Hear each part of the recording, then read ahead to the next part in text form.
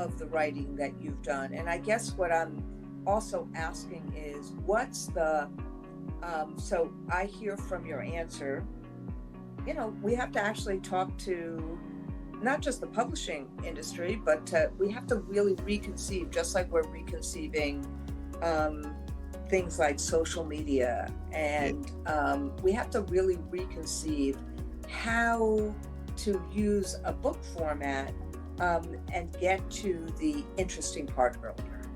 Or at least let's challenge what we think the standard might be, right? So like you take Stamped. Like, why does Stamped work, right? Stamped works because I create space in that book for rest, for breath.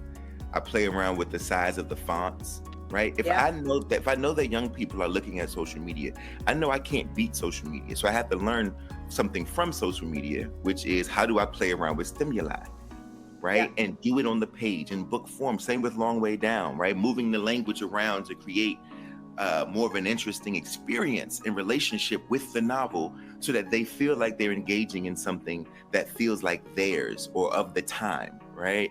I imagine if all the textbooks were written with young people in mind and not the idea of like students in mind, right? But people, young people who have interests and desires and fears and all sorts of diagnoses and competition, right? And we were able to say, hey, when you start studying math, this is gonna feel like it was written for you.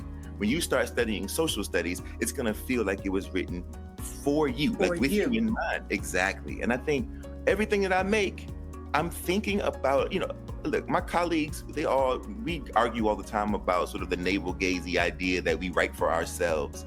And I think that's okay if you're writing for adults. But if you're writing for children, it is a grave mistake to not consider them in the work, right? Completely agree.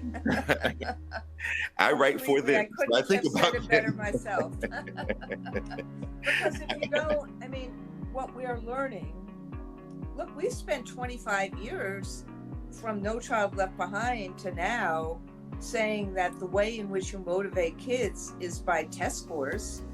That didn't work. That doesn't work.